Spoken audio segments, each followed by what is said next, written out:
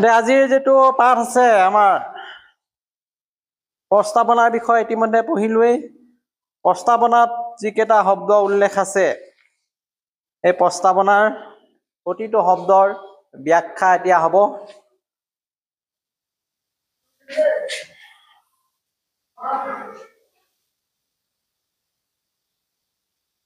এইটো আমি পঢ়িলে প্ৰস্তাৱনাৰ অৰ্থ বুজি পাম মূল শব্দসমূহৰ এইবিলাক শব্দ সাৰ্বভৌম সমাজবাদী ধৰ্মনিৰপেক্ষ গণতান্ত্ৰিক গণৰাজ্য অৰ্থ বুজি পাম ন্যায়ৰ কথা জানিম স্বাধীনতাৰ কথা সমতা ভাতৃত্ববোধৰ মৌলিক অৰ্থ বুজি পাম সংবিধানৰ লক্ষ্য আদৰ্শসমূহৰ বিষয়ে সম্যক ধাৰণা হ'ব কিতাপত যেটো প্ৰস্তাৱনা আছে একবাৰ সকলোৱে চাই লওক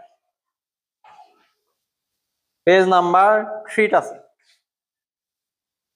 এই প্ৰস্তাৱনাটোত কি কৈছে আমি ভাৰতৰ জনসাধাৰণে ভাৰতবৰ্ষ এখন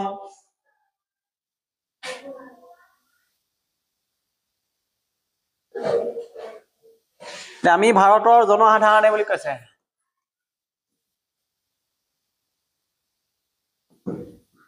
ভাৰতৰ জনসাধাৰণে ভাৰতবৰ্ষক এখন কি ৰাষ্ট্ৰ বুলি কৈছে সাৰ্বভৌম সমাজবাদী ধৰ্মনিৰপেক্ষ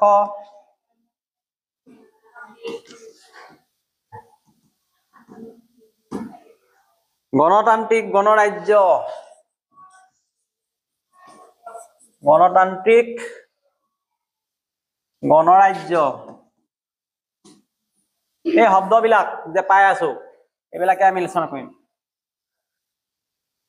হিচাপে প্ৰতিষ্ঠা কৰিম বুলি দৃঢ় সংকল্প কৰিছে দৃঢ় সংকল্প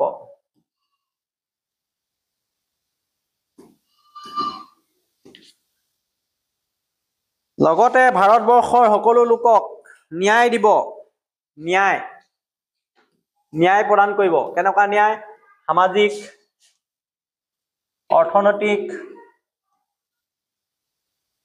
ৰাজনৈতিক এই ন্যায়ৰ কথা কৈছে লগতে চিন্তা প্ৰকাশ বিশ্বাস ধৰ্ম এইকেইটা কথাও কৈছে চিন্তা প্ৰকাশ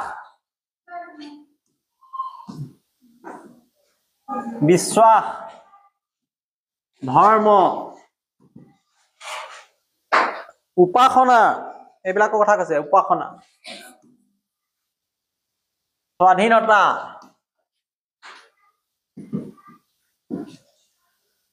সমমৰ্যাদা সুযোগ দিম বুলি আৰু তেওঁলোকৰ মাজত ব্যক্তিৰ মৰ্যাদা জাতীয় ঐক্য সংহতি নিশ্চিতকাৰী ভাতৃত্বভাৱ বৃদ্ধি কৰিব আৰু এটা শব্দ আছে ভাতৃত্বভাৱ বৃদ্ধি কৰিব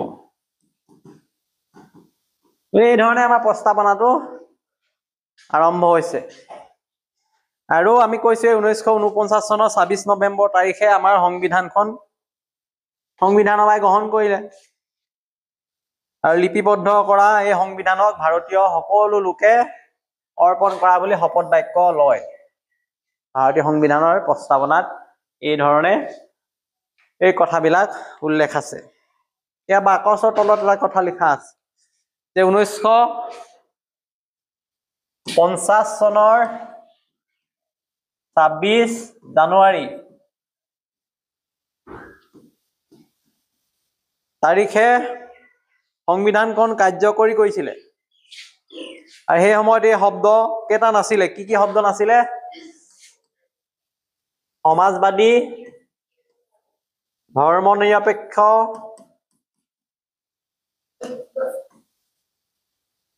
ঐক্য এই শব্দকেইটা নাছিলে এইকেইটা কেতিয়া আহিলে 76 চনৰ 18 ডিচেম্বৰত 42তম সংশোধনী এইটো এটা প্ৰশ্ন এই শব্দকেইটা 42তম সংশোধনী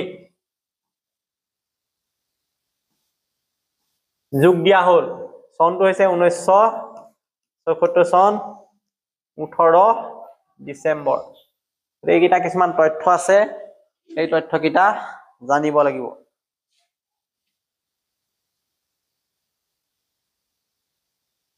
আমি এতিয়া এই পঢ়া প্ৰতিটো প্ৰস্তাৱনাৰ শব্দকেইটাক ব্যাখ্যা কৰিব লাগিব। গুৰুত্বপূৰ্ণ যিবিলাক আমাৰ শব্দ পালো, বিশেষকৈ এইকেইটা শব্দ শেষৰ ফালে এফালে চাম। এই শব্দসমূহ আমি আলোচনা কৰিম এতিয়া। সাৰ্বভৌমৰ কথা কম, সমাজবাদীৰ কথা কম, ধৰ্ম নিৰপেক্ষ কথা কম, গণতান্ত্ৰিক, এইবিলাক প্ৰস্তাৱনাৰ মূল শব্দ। গণৰাজ্য, ন্যায়, স্বাধীনতা, সমতা, ভাতৃত্ববোধ, এইকেইটা। আকৌ এবাৰ মই ৰিপিট কৰি দিছো, এই শব্দকেইটাক লৈয়ে আমাৰ প্ৰস্তাৱনা মূল বিষয়টো আলোচনা হৈছে। সাৰ্বভৌম, সমাজবাদী, ধৰ্ম নিৰপেক্ষ, গণতান্ত্ৰিক, গণৰাজ্য, ন্যায়, স্বাধীনতা, সমতা, ভাতৃত্ববোধ, এইকেইটা। এতিয়া প্ৰতিটোৰে অৰ্থ আমি চাব লাগিব।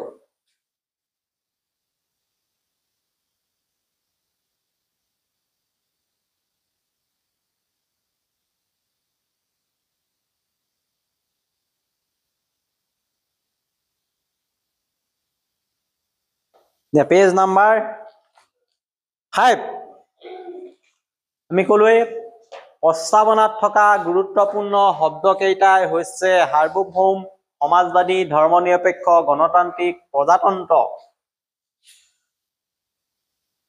এই বাক্যবিলাকে কি কৈছে? ভাৰতৰ সংবিধানৰ প্ৰস্তাৱনাত সন্নিৱিষ্ট হৈ থকা মূল গুৰুত্বপূৰ্ণ বিষয়বিলাক আমাক চিনাকি কৰাই দিছে। আৰু এই প্ৰস্তাৱনাৰ পৰিচয়ে আমি প্ৰতিটো শব্দৰ সৈতে চিনাকি হ'ব লাগিব। প্ৰত্যেকটো শব্দৰ গভীৰ অৰ্থ আমি বুজিব লাগিব।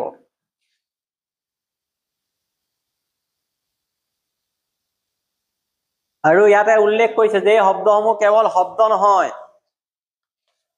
ইহঁতৰ মাজত কি লুকাই আছে? ভাৰতৰ সংবিধানৰ আদৰ্শ, উদ্দেশ্য আৰু লক্ষ্য। এতিয়া প্ৰথম শব্দটো আমি চাওঁ। ভাৰতবৰ্ষ এখন সাৰ্বভৌম ৰাষ্ট্ৰ, আছে নে নাই?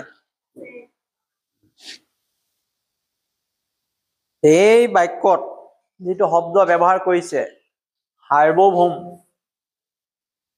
তাৰ অৰ্থ স্পষ্টকে উল্লেখ আছে যে ভাৰত সম্পূৰ্ণভাৱে স্বাধীন দেশ। কাৰণ ব্ৰিটিছে ভাৰতক স্বাধীন কৰি দিছে। এতিয়াৰ পৰা আৰু কাৰো তলত নাই ভাৰত। সেইকাৰণে নিজৰ শাসন, আইন ব্যৱস্থা নিৰ্ধাৰণ কৰিবলৈ সক্ষম হ'ব। ই কোনো বিদেশী শক্তিৰ আৰু অধীন নহ'ব। অৰ্থাৎ ভাৰতৰ ওপৰত বাহ্যিকভাৱে বা ভিতৰুৱাভাৱে কোনো শক্তিৰ আধিপত্য নাই। সাৰ্বভৌমত্ব কি? আচলতে ৰাষ্ট্ৰৰ সৰ্বোচ্চ ক্ষমতা, supreme power of the state বুলি কয়।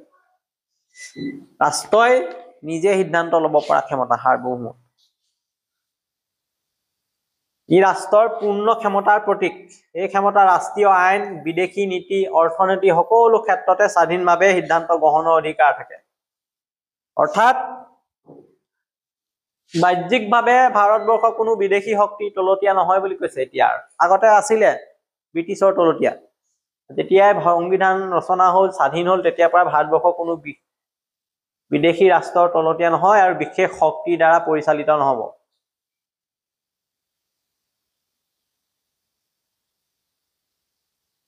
এতিয়া ভাৰতবৰ্ষৰ যি আইন, শাসন ব্যৱস্থা, এইবিলাক ভাৰতীয় জনসাধাৰণে নিৰ্বাচিত কৰি পঠিওৱা আমাৰ সংসদে তৈয়াৰ কৰিব। আৰু ইয়াত ভাৰতৰ স্বাৰ্থৰ কথা দিব। নীতি নিৰ্ধাৰণৰ গোটেই ক্ষমতাবিলাক ভাৰতীয় ৰাষ্ট্ৰীয়তা, জনগণৰ হাতত থকা বুলি প্ৰকাশ কৰিছে। গতিকে 3টা লাইন ছুটিকে আছে কিতাপত, আমি ব্যাখ্যা কৰোঁতে দীঘল হৈছে। মূল বিষয় একেবাৰে সহজ। ভাৰতবৰ্ষ এখন সাৰ্বভৌম ৰাষ্ট্ৰ। সাৰ্বভৌম মানে ৰাষ্ট্ৰৰ সৰ্বোচ্চ ক্ষমতা। ভাৰতবৰ্ষ বাহ্যিক আৰু আভ্যন্তৰীণভাৱে কোনো বিদেশী শক্তিৰ দ্বাৰা বা কোনো বিশেষ ব্যক্তিৰ দ্বাৰা পৰিচালিত নহব সেইটো কথা সাৰ্বভৌমত্বৰ অৰ্থ ইমানেই দ্বিতীয় যেটো আদৰ্শ এটো হল সমাজবাদী ভাৰতবৰ্ষ এখন সমাজবাদী ৰাষ্ট্ৰ বুলি কৈছে এইটো বৰ্ণনা কৰিবলৈ আহে এনেকে ভাৰতবৰ্ষ সমাজবাদী ৰাষ্ট্ৰ সমাজবাদ এটা আদৰ্শ সোশিয়েলিজম বা সোশিয়েলিষ্ট এই বাক্যত সমাজবাদী অৰ্থাৎ সোশিয়েলিষ্ট শব্দৰ অৰ্থ প্ৰকাশ কৰিছে ভাৰত সমাজবাদী ৰাষ্ট্ৰ বুলি স্বীকৃতি পাইছে কেলে ভাৰতৰ যেটো অৰ্থনৈতিক আৰু সামাজিক নীতি আছে জনসাধাৰণৰ মংগলৰ বাবে নিৰ্ধাৰিত ইয়াত যি কাম কৰিব অৰ্থনৈতিকভাৱে যি পলিচি ল'ব সামাজিকভাৱে যি পলিচি ল'ব মূল উদ্দেশ্য হ'ব জনসাধাৰণৰ মংগল সাধন কল্যাণ সাধন কৰা আৰু সেই কাৰণে কি হ'ব ইয়াত যিবিলাক সম্পদ আছে ধন আছে ৰাষ্ট্ৰৰ সকলোবিলাক সঠিকভাৱে বণ্টন হ'ব বিতৰণ হ'ব লাগিব অৰ্থনৈতিক ন্যায় ইয়াৰ যোগেদি প্ৰতিষ্ঠা হ'ব লাগিব আৰু এই শব্দটো সংবিধানত 42 নং সংশোধনী আইনৰ জৰিয়তে 1976 চনত প্ৰস্তাৱনাত সংযোজন কৰা হৈছে এইটো আহি থাকে সমাজবাদী ধৰ্ম নিৰপেক্ষ এই শব্দকিটা কৈছিল না প্ৰথমতে নাছিলে শব্দবিলাক সংবিধানখন সংশোধন কৰিলে 42তম সংশোধনীত 1976 চনত ইহঁতক প্ৰস্তাৱনাত যোগ দিলে গতিকে এইটো স্পষ্ট কথা 1976 চনত ভাৰতীয় সংবিধানৰ 42তম সংশোধনীৰ দ্বাৰা সমাজবাদী শব্দটো প্ৰস্তাৱনাত অন্তৰ্ভুক্ত কৰা হ'ল ইয়াৰ কথা আমি কলোই আৰম্ভণিতে যে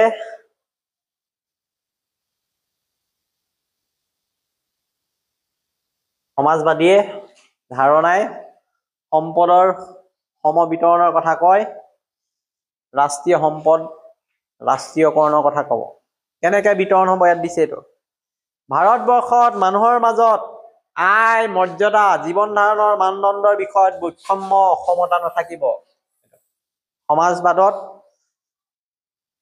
যি মানুহ বাস কৰিব সমাজত তেওঁলোকৰ মাজত আয় লৈ মৰ্যাদা লৈ জীৱন ধাৰণৰ মানদণ্ড এই বিষয় লৈ কোনো বৈষম্য নাথাকিব ভেদাভেদ নাথাকিব ভিন্নতা নাথাকিব সকলোৱে সমান হ'ব গতিকে সমাজবাদৰ মূল লক্ষ্য হৈছে বৈষম্য হ্ৰাস কৰা ইয়াত উল্লেখ কৰিছে যে ভাৰতীয় সমাজত টকা পইচা মৰ্যাদা জীৱনৰ মানদণ্ডত কোনো বৈষম্য থাকিব নালাগে সকলো নাগৰিকক সমান অধিকাৰ দিব লাগিব সুযোগ প্ৰদান কৰিব লাগিব সমাজবাদৰ এইটো মূল কথা আৰু এইটো উৎপাদনৰ আহিলাসমূহ জাতীয়কৰণ কৰা হ'ব উৎপাদনৰ আহিলা আমি ক্লাছ 9তে পঢ়িছিলো উৎপাদনৰ মূল আহিলা কেইটা যে সমাজত উৎপাদন আৰু সম্পদ নিয়ন্ত্ৰণ চৰকাৰে ইয়াত কৰিব বৃহৎ উদ্যোগ এইবিলাক খনন বিদ্যুৎ আদি জাতীয় স্বাৰ্থৰ ক্ষেত্ৰত চৰকাৰে চলাব ই ব্যক্তিগত পুঁজিপতি বৰ্গৰ হাতৰ নাথাকিব জাতীয় স্বাৰ্থক প্ৰাধান্য দিয়া হ'ব উৎপাদনৰ উপাদানসমূহ ৰাষ্ট্ৰীয়কৰণত গুৰুত্ব দিয়ে সমাজবাদে জাতীয় আয়ৰ সমবিতৰণৰ ব্যৱস্থা থাকিব জাতীয় আয় কাক বোলে আমি 9ত পাইছিলো ৰাষ্ট্ৰীয় আয় কাক বোলে 9ত পাইছিলো যে এটা বছৰত ৰাষ্ট্ৰত যিমান উৎপাদন হ'ব বিভিন্ন ক্ষেত্ৰৰ পৰা উৎপাদিত খণ্ডৰ পৰা এটো হল জাতীয় আয় আৰু তাক যেতিয়া জনসংখ্যাৰ হৰণ কৰি দিব তেতিয়া ৰাষ্ট্ৰীয় আয় পাব এই জাতীয় আয়টো সম বিতৰণৰ কথা কৈছে আৰু মিশ্ৰ অৰ্থনীতিৰ কথা কৈছে সমাজবাদ মিশ্ৰ অৰ্থনীতিত ব্যক্তিগত খণ্ডও থাকিব আৰু ৰাজহুৱা খণ্ডও থাকিব অৰ্থাৎ প্ৰাইভেটাইজেশ্যন লগতে গভৰ্ণমেণ্ট সেক্টৰো থাকিব চৰকাৰী খণ্ডত। জাতীয় আয় সঠিকভাৱে সকলোতে বিতৰণ হ'ব, ভাৰতৰ অৰ্থনীতি মিশ্ৰ অৰ্থনীতি চলিব। চৰকাৰী ব্যক্তিগত খণ্ড দুয়োটাৰে সন্নিৱিষ্ট ব্যৱস্থা। আৰু এই পদ্ধতিৰে সমাজত ন্যায় আৰু সমতা আনি সমাজবাদ প্ৰতিষ্ঠা কৰিব। গতিকে এতিয়া আমি ভাৰতৰ প্ৰস্তাৱনাত উল্লেখ কৰা সমাজবাদী শব্দটোৰ অৰ্থ কি বুলি ক'লে এই বিষয়কেইটা উল্লেখ কৰিব লাগিব। একেবাৰে সহজভাৱে ক'ব লাগিব, সমাজবাদত ৰাষ্ট্ৰীয় যিটো জাতীয় আয় সমবিতৰণৰ কথা কয়, ৰাষ্ট্ৰীয় যিটো উৎপাদন ক্ষেত্ৰ ৰাষ্ট্ৰই নিয়ন্ত্ৰণৰ কথা কয়, উৎপাদনৰ আহিলাসমূহ জাতীয়কৰণৰ কথা কয়, মানুহৰ মাজত বৈষম্য নথকাৰ কথা কয়, সকলোৱে সমান অধিকাৰ পোৱাৰ কথা কয়, ধন বল মৰ্যাদা জীৱন ধাৰণৰ মানদণ্ডৰ বৈষম্য আঁতৰাই ন্যায় প্ৰতিষ্ঠা কৰাৰ কথা কয়, সামাজিক ন্যায়। আৰু মিশ্ৰ অৰ্থনীতিৰ কথা কয়। মিশ্ৰ অৰ্থনীতি মানে কি? ৰাজহুৱা খণ্ড আৰু ব্যক্তিগত খণ্ড দুয়োটাই সহ অৱস্থান কৰিব। এতিয়া আমি স্কুল এটা দেখিছো যে চৰকাৰী স্কুল আছে, প্ৰাইভেট স্কুল আছে, আছেনে নাই? সেইটো হ'ল সমাজবাদৰ এটা আদৰ্শ, দুয়োটাই থাকিব, সহ অৱস্থান কৰিব। সেইটো ক্ষেত্ৰ উৎপাদন ক্ষেত্ৰত হ'ব। দেশৰ যিটো অৰ্থনীতি জনসাধাৰণে নিৰ্ধাৰণ কৰিব। দেশত অৰ্থনীতিৰ বিকাশ হ'বলৈ হ'লে বিভিন্ন পৰিকল্পনা কৰিব লাগিব, আঁচনি প্ৰস্তুত কৰিব লাগিব। সেই আঁচনিবিলাক প্ৰস্তুত কৰোঁতে জনসাধাৰণৰ মতক গুৰুত্ব দিব লাগিব। কোনো বিশেষ ব্যক্তিৰ মতক গুৰুত্ব দি আঁচনি প্ৰস্তুত কৰিলে নহ'ব। জনসাধাৰণৰ তাত নিয়ন্ত্ৰণ থাকিব লাগিব। আৰু আঁচনিবিলাক জনসাধাৰণৰ মংগলৰ কথা চিন্তা কৰা আঁচনি হ'ব লাগিব। কেৱল ধনী বা পুঁজিপতিৰ হিতৰ বাবে কৰিলে নহ'ব। আৰু শেষত দিছে, কোনো পুঁজিপতিৰ দ্বাৰা দেশৰ অৰ্থনীতি নিৰ্ধাৰণ নহ'ব। আমাৰ দেশত পুঁজিপতি ঢেৰ আছেনে নাই? আম্বানীৰ নাম শুনিছেনে নাই? আদানী, আম্বানী, টাটা, এইবিলাক পুঁজিপতি। তেনেকুৱা কোনো পুঁজিপতিয়ে দেশ নিয়ন্ত্ৰণ কৰিব নোৱাৰে বুলি কৈছে। চৰকাৰেহে নিয়ন্ত্ৰণ কৰিব।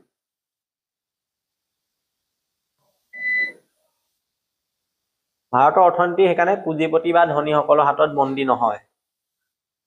যদিও ব্যক্তিগত খণ্ডই গুৰুত্ব লাভ কৰিব, ৰাজহুৱা খণ্ডকহে বেছি অগ্ৰাধিকাৰ দিয়া হ'ব।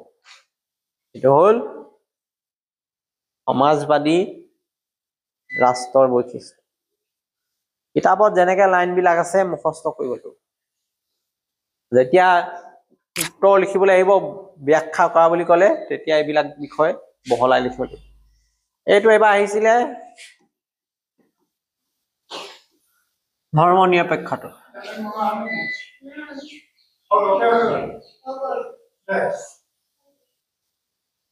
ধৰ্ম নিৰপেক্ষৰ ওপৰত এবাৰ এটা প্ৰশ্ন আহিছিলে, আৰু সেই প্ৰশ্নটো আমাৰ ইয়াত যেনেকে আছে তেনেকে নাই।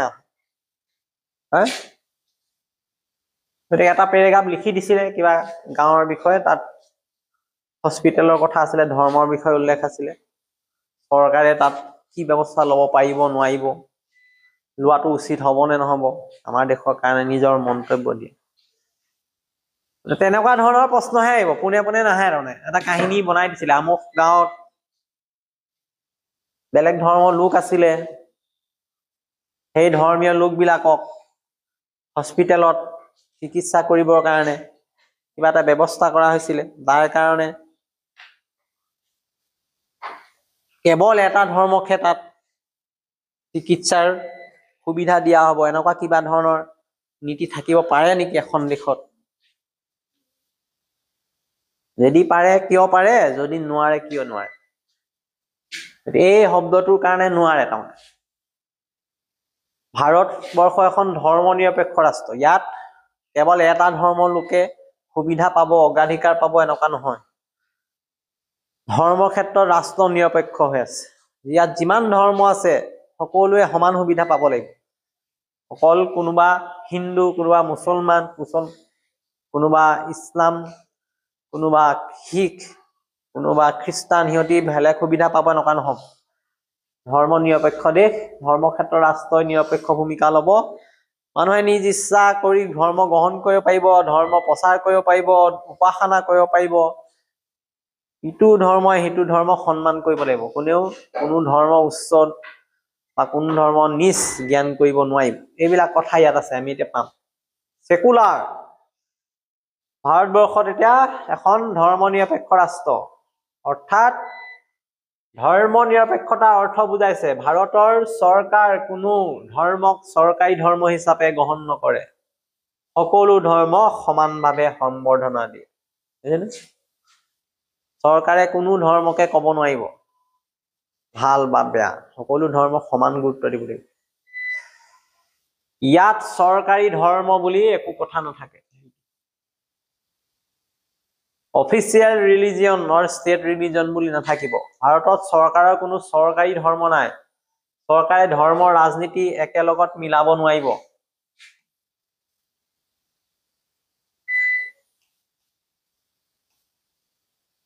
এই ব্যৱস্থা ধৰ্মীয় স্বাধীনতা আৰু সহ অৱস্থান নিশ্চিত কৰে।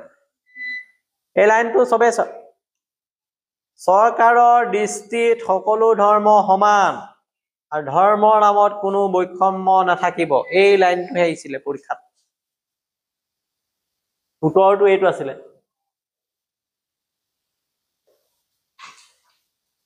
এইবাৰ প্ৰশ্নখন আমি দেখা মানিলে যে চৰকাৰৰ দৃষ্টিত সকলো ধৰ্ম সমান, ধৰ্মৰ নামত কোনো বৈষম্য নাথাকিব। চৰকাৰে সকলো ধৰ্ম সমান বুলি কৈছে, কোনো ধৰ্মৰ ওপৰত বৈষম্য আনিব নোৱাৰিব। এই ব্যৱস্থা ভাৰতৰ ধৰ্মীয় সম্প্ৰীতি আৰু সহিষ্ণুতাক বঢ়াব। লগতে চৰকাৰে কোনো ধৰ্মৰ প্ৰতি বিশেষ অনুগ্ৰহ প্ৰদৰ্শন নকৰিব, যে এওঁলোক হিন্দু, এওঁলোক মুছলমান, এনেকুৱা ধৰণৰ নিৰ্দিষ্ট ধৰ্ম কেন্দ্ৰ কৰি কোনো বৈষম্য সৃষ্টি কৰিব নোৱাৰিব বা কাকো বেছি প্ৰাধান্য দিব নোৱাৰিব, সকলোকে সমানে চাব লাগিব। গতিকে আমি কলো এই ধৰ্ম নিৰপেক্ষ শব্দটো 42 নং সংশোধনী মতেই সন্নিৱিষ্ট হৈছিল। চনটো হ'ল 1974।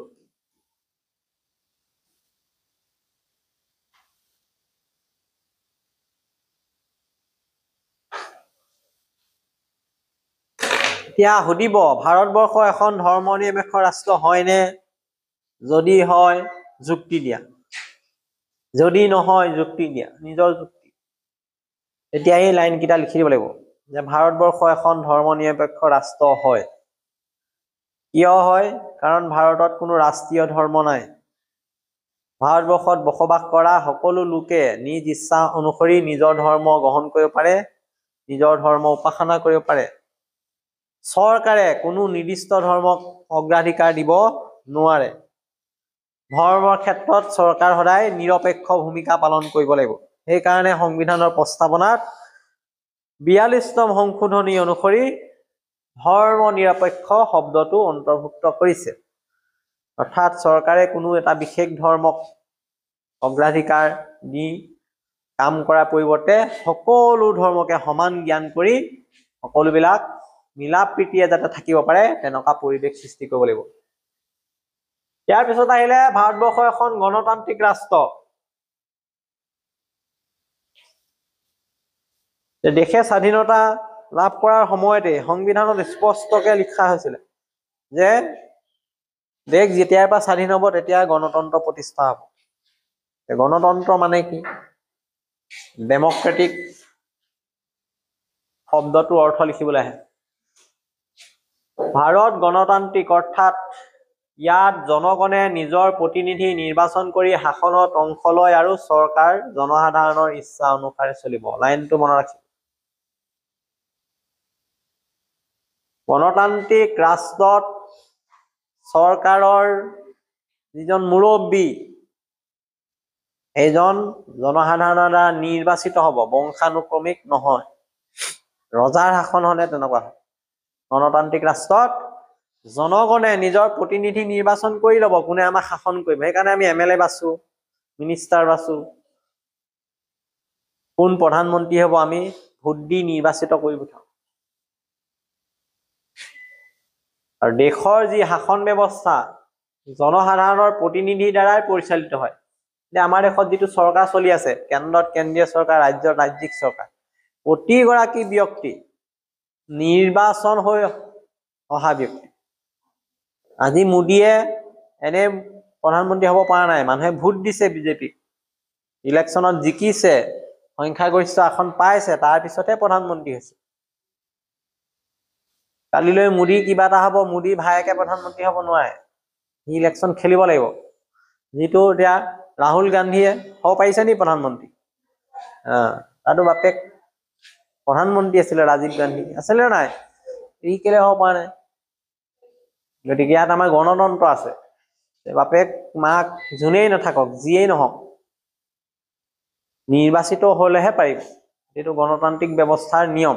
কিন্তু ৰাজতন্ত্ৰত হলহেঁতেন ৰজাৰ শাসন, ৰজা মৰিলে আকৌ পুতেক ৰজা হ'ল।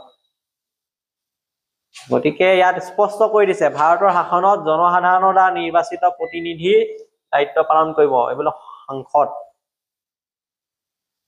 জনসাধাৰণে দেশৰ শাসন নিজৰ বাবে নিজেই চলাব আৰু প্ৰশাসন জনসাধাৰণৰ ওচৰত দায়বদ্ধ। সেইকাৰণে চৰকাৰ দায়বদ্ধ হৈ থাকে। চৰকাৰে যে পাব্লিকক বা ৰাইজক বিভিন্ন সা সুবিধাবিলাক কেলে দি আছে, সেইকাৰণে দিছে যাতে পৰৱৰ্তী যেতিয়া আকৌ ইলেকশ্যন আহিব, সেই সময়ত ভোট দিয়ে একেটা পাৰ্টিক। বিজেপি চৰকাৰ হওক, যি চৰকাৰে নাথাকক শাসনত, তেওঁলোকে শাসনত থকাৰ সময়তে নিৰ্বাচনৰ আগত বহু ধৰণৰ আঁচনি প্ৰস্তুত কৰি, বহু ধৰণৰ সা সুবিধা আগবঢ়াই মানুহক তেওঁলোকৰ প্ৰতি আকৰ্ষিত কৰিবলৈ চেষ্টা কৰে। আৰু সেইকাৰণে এই চৰকাৰবিলাকো দায়বদ্ধ হৈ থাকে, উত্তৰ দিব লগা হয়। চৰকাৰে জনসাধাৰণৰ ইচ্ছাৰ আধাৰত নিৰ্বাচিত চলিত এই প্ৰশাসন জনগণৰ ওচৰত জবাবদিহি।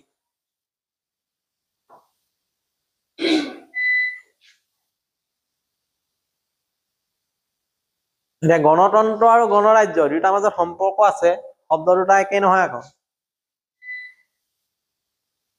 এটা হ'ল ৰিপাব্লিক, এই ইংৰাজী শব্দটো মনত ৰাখিব দেই, ৰিপাব্লিক আৰু ডেমক্ৰেটিক।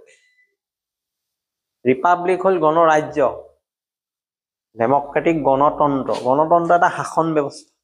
আমি কলো য'ত প্ৰতিনিধিবিলাক নিৰ্বাচিত কৰি পঠাই, সেই নিৰ্বাচিত প্ৰতিনিধিৰে দেশ শাসন হয় আৰু তেওঁলোকে জনসাধাৰণৰ ওচৰত দায়বদ্ধ হৈ থাকে। ঠিক তেনেকে ভাৰতবৰ্ষ এখন গণৰাজ্য, এইটো এটা ব্যৱস্থা, চিষ্টেম। ভাৰতবৰ্ষ গণৰাজ্য অৰ্থাৎ ৰিপাব্লিক হিচাপে স্বীকৃত। ইয়াত ৰাষ্ট্ৰপ্ৰধানৰ পদবী বংশানুক্ৰমে নহয়, নাগৰিকেই নিৰ্বাচনৰ মাধ্যমে ৰাষ্ট্ৰপ্ৰধান নিৰ্বাচন কৰে। ভাৰতক এইকাৰণেই গণৰাজ্য বুলি কোৱা হয়, ৰাষ্ট্ৰৰ যিগৰাকী মুৰব্বী আমাৰ ৰাষ্ট্ৰপতি আছে, তেওঁক জনসাধাৰণে নিৰ্বাচিত কৰে, তেওঁ বংশানুক্ৰমিক নহয়। দেশখনৰ ৰাষ্ট্ৰপ্ৰধানজন, ৰাষ্ট্ৰপতি আমাৰ দেশত জনসাধাৰণৰ দ্বাৰা নিৰ্বাচিত ব্যক্তি হ'ব। ভাৰতৰ ৰাষ্ট্ৰপতি জনসাধাৰণৰ দ্বাৰা নিৰ্বাচিত হয় আৰু ই গণতান্ত্ৰিক নীতিৰ প্ৰমাণ। এই ৰাষ্ট্ৰপ্ৰধানৰ যিটো পদবী, এইটো বংশানুক্ৰমিক নহব। আজি ৰাষ্ট্ৰপতি কোন আছে? এতিয়া ৰাষ্ট্ৰপতিৰ নামটো জানা নাই? কোন? দ্ৰৌপদী মুৰ্মু। আজি দ্ৰৌপদী মুৰ্মু নিৰ্বাচিত হৈ অহা, পৰোক্ষভাৱে নিৰ্বাচিত হৈছে। যি কি নহওক, এওঁ যদি হঠাৎ কিবা হ'ব পাৰে, তেওঁৰ ঠাইত তেওঁৰ ল'ৰা বা তেওঁৰ কোনো আত্মীয়ই ৰাষ্ট্ৰপতি হ'ব নোৱাৰে পোনে পোনে। এই বংশানুক্ৰমিক ভাৱে নহব, বাছনি হ'ব লাগিব। নিৰ্বাচনত তেওঁ প্ৰতিদ্বন্দ্বিতা কৰিব লাগিব, নিৰ্বাচিত প্ৰক্ৰিয়া যোগেদি আহিব লাগিব। সেই ব্যৱস্থাটো হ'ল গণৰাজ্য। ইয়াত সেইকাৰণে দিছে ভাৰতৰ ৰাষ্ট্ৰপতিৰ পদবী বংশানুক্ৰমিক পদ্ধতিত নহয়, কিন্তু ৰাজতন্ত্ৰত সেইটো হয় ৰজা ৰাণী বা ৰজা নিৰ্বাচনৰ ক্ষেত্ৰত। ইয়াৰ উপৰি প্ৰস্তাৱনাত উল্লেখ আছে ভাৰতৰ জনগণে দেশখনত ন্যায়, স্বাধীনতা, সমতা আৰু ভাতৃত্ববোধ প্ৰতিষ্ঠা কৰিব। এইকেইটা কথা আছে।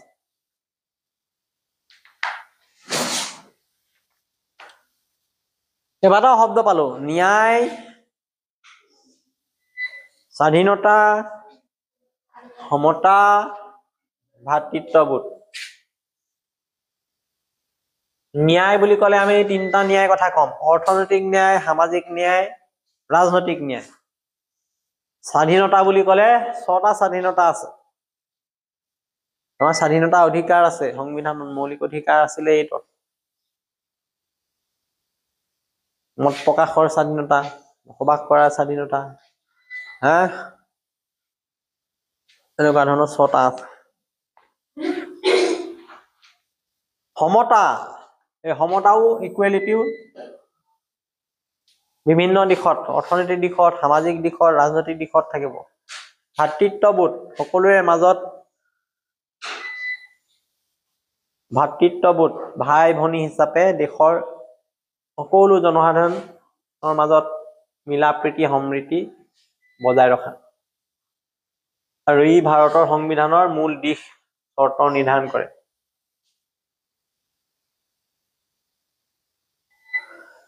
গতিকে ভাৰতৰ সংবিধান প্ৰণেতাসকলে যেতিয়া প্ৰস্তাৱনাত এই দিশবিলাক উল্লেখ কৰিছিলে, ন্যায়, স্বাধীনতা, সমতা, ভাতৃত্ববোধ, ইয়াৰ উদ্দেশ্য আছিলে সংবিধানৰ আদৰ্শ আৰু লক্ষ্যক বিশেষভাৱে প্ৰতিফলিত কৰা।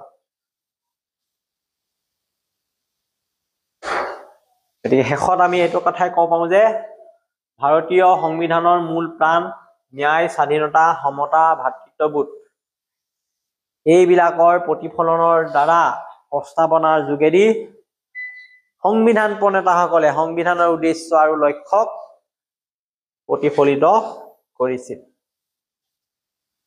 এতিয়া এইবিলাক আমি এতিয়া কিছুমান প্ৰশ্ন আমাৰ মনলৈ আহিব, যিবিলাক আমি সংক্ষেপে ক'ব পাৰিম যে ভাৰতৰ সংবিধানত সাৰ্বভৌম শব্দৰ অৰ্থ কি, ই কেনেকৈ প্ৰতিফলিত হৈছে। অলপ আগত পাইছিলো, সাৰ্বভৌম হৈছে ৰাষ্ট্ৰৰ সৰ্বোচ্চ ক্ষমতা। ই বুজাব যে দেশ এখন স্বাধীন। লগতে একে সময়তে সাৰ্বভৌমত্বই বা সাৰ্বভৌম শব্দই কি বুজাব, ৰাষ্ট্ৰখন কোনো বাহিৰা বিদেশী শক্তিৰ দ্বাৰা পৰিচালিত নহব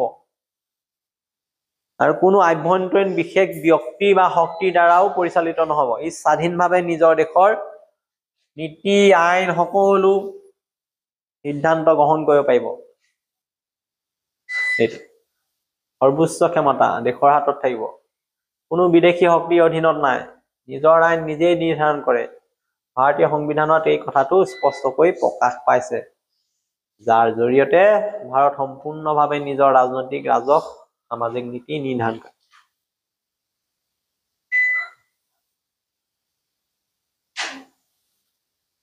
এই দুটা শব্দ সমাজবাদী আৰু ধৰ্মনিৰপেক্ষ, প্ৰথম কথা, অৰ্থটো পিছত। ডাইৰেক্ট কুৱেশ্যন এটাই আহে, সমাজবাদী ধৰ্মনিৰপেক্ষ কেতিয়া অন্তৰ্ভুক্ত হ'ল প্ৰস্তাৱনা? চনটো হ'ল 1976। আৰু সংশোধনীটো হৈছে 42nd, 42তম। পোনপটীয়া প্ৰশ্ন যে কিমানতম সংশোধনী মতে আহিছে? 42তম। কোন চন? 1976 চন। অৰ্থটো আমি জানিম, সমাজবাদী হৈছে আয় আৰু সম্পত্তিৰ সমবিতৰণ, যাতে সমাজত দুটা শ্ৰেণী থাকে, ধনী দুখীয়া, সিহঁতৰ মাজত বৈষম্য আঁতৰ হয়। সেইকাৰণে আয় সম্পত্তিৰ সমবিতৰণৰ কথা কৈছে। ধৰ্ম নিৰপেক্ষৰ অৰ্থ হৈছে সকলো ধৰ্মক সমানকে জ্ঞান কৰা, ৰাষ্ট্ৰই ধৰ্মক কোনো কাৰণতে ৰাজনীতিৰ লগত জড়িত কৰি সমাজত মানুহৰ মাজত ধৰ্মৰ নামত ভেদাভেদ সৃষ্টি কৰিব নোৱাৰিব, সকলো ধৰ্মক সমান জ্ঞান কৰিব লাগিব। ৰাষ্ট্ৰই সেইকাৰণে ধৰ্মৰ ক্ষেত্ৰত নিৰপেক্ষ ভূমিকা ল'ব, কোনো ৰাষ্ট্ৰতে চৰকাৰী ধৰ্ম নাথাকিব, সেইটো কৈছে।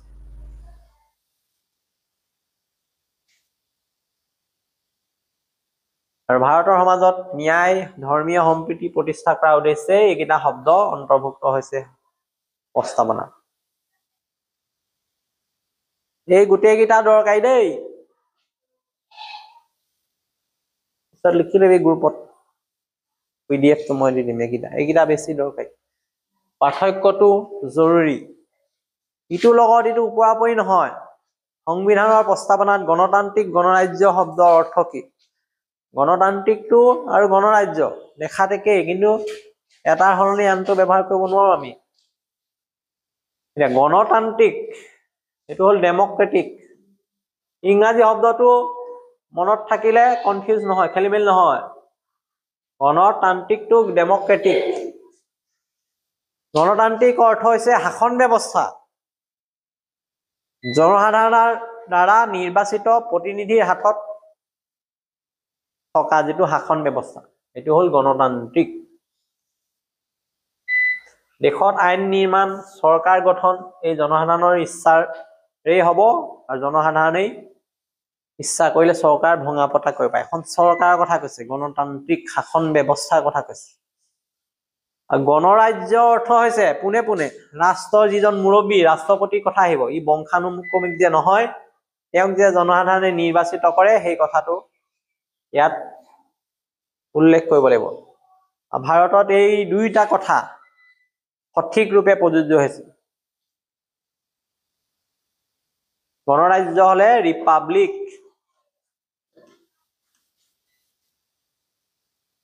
আৰু গণতান্ত্ৰিক হলে ডেমক্ৰেটিক। সিহঁতৰ ডিফাৰেন্স আছে মাজত।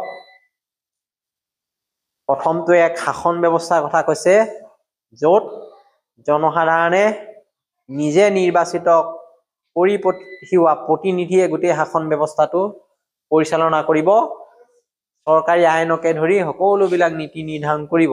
গোটেই চিষ্টেমটো হ'ল ডেমক্ৰেটিক।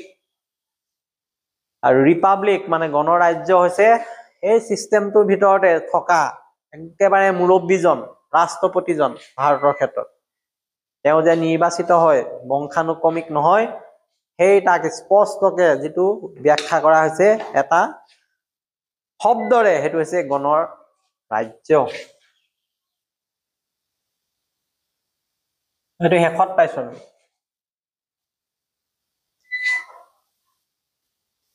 শেষত পালো যে সংবিধানৰ প্ৰস্তাৱনা ন্যায়, স্বাধীনতা, সমতা, ভাতৃত্ববোধ অৰ্থ বৰ্ণনা কৰা। গতিকে এই বৰ্ণনা কৰোঁতে ন্যায়টো সদায় তিনিটা দৃষ্টিকোণৰ পৰা ক'ব লাগিব। অৰ্থনৈতিক, সামাজিক, ৰাজনৈতিক ন্যায়ৰ কথা কৈছে।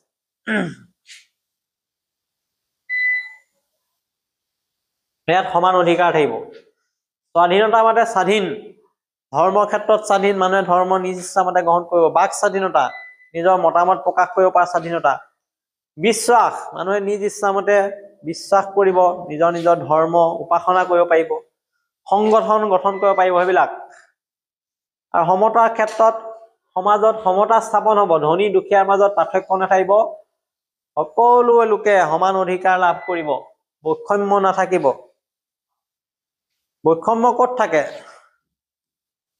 সমাজত আছে ধনী দুখীয়া, পুৰুষ মহিলা, বৰ্ণ বৈষম্য থাকিব পাৰে, সেইবিলাক আঁতৰ হ'ব লাগিব। ভাতৃত্ববোধ, দেশৰ সকলো লোকে ইজনে সিজনক দেশৰ নাগৰিক হিচাপে সমাজত সম্প্ৰীতি ৰক্ষা কৰা, ভাতৃত্ব হিচাপে ইজনে সিজনক বাই ভনী, ককাই ভাই এনেকে থাকিব পৰা পৰিৱেশ, সেইটোত গুৰুত্ব দিছে। এইটো শেষত কালিয়ে পাইছিলো, ভাৰতৰ প্ৰস্তাৱনা আত্মা বুলি কৈছে সংবিধানৰ।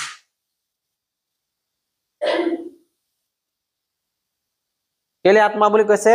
সংবিধানৰ প্ৰস্তাৱনা যেতিয়া আমি পঢ়িম, তাক যদি ভালকে বুজি পাওঁ, তাৰ পৰা আমি গোটেই সংবিধানখনৰ উদ্দেশ্য, লক্ষ্য, আদৰ্শ জানিব পাৰিম।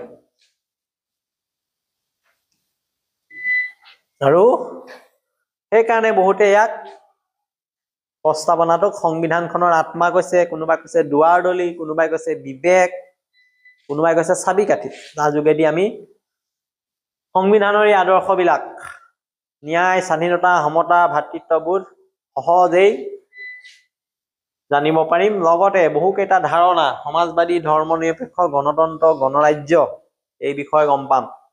আৰু এইবিলাকক লৈয়ে আমাৰ ভাৰতৰ সংবিধানৰ মূল আদৰ্শবিলাক প্ৰতিফলিত হৈছে। আৰু সমাজবাদৰ কথা আমি ক'লোৱেই। সমাজবাদী এক এনেকুৱা অৰ্থনৈতিক ব্যৱস্থা য'ত পুঁজিবাদ, ব্যক্তিগত খণ্ড, ৰাজহুৱা খণ্ড, মিশ্ৰ অৰ্থনীতিৰ কথা কৈছে। ৰাষ্ট্ৰৰ জাতীয় আয় সমবিতৰণৰ কথা কৈছে। উৎপাদনৰ ক্ষেত্ৰসমূহ নিয়ন্ত্ৰণৰ কথা কৈছে ৰাষ্ট্ৰৰ জৰিয়তে। দৰিদ্ৰ ধনীৰ মাজত থকা বৈষম্য দূৰীকৰণৰ কথা কৈছে। অৰ্থনৈতিক ন্যায় প্ৰতিষ্ঠা কৰাৰ কথা কৈছে। সমতা নিশ্চিতকৰণৰ কথা কৈছে। উৎপাদনৰ আহিলাসমূহ জাতীয়কৰণৰ কথা কৈছে। মিশ্ৰ অৰ্থনীতিৰ সমাজত ন্যায় প্ৰতিষ্ঠা কৰাৰ কথা কৈছে। ঠিক আছে, এইখিনি বস্তু আমি আজি আলোচনা কৰিলো। ইয়াৰ পৰা আহিব পৰা এইখিনি প্ৰশ্ন বেছি জৰুৰী, আৰু দুই এটা আছে নেক্সট ক্লাছত আমি সামৰিম।